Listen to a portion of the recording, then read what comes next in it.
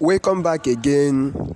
This time I want to teach you on how to copy Instagram link, Instagram profile link. You open the app. It's not too hard. Then if it opens, you click on your profile. Click on these three dots. Click on setting. Click on follow and invite friends.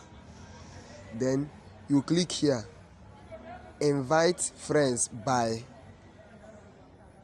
If you click there, then you copy it here now. Please subscribe if you like. Just like the video, comment and subscribe to our channel.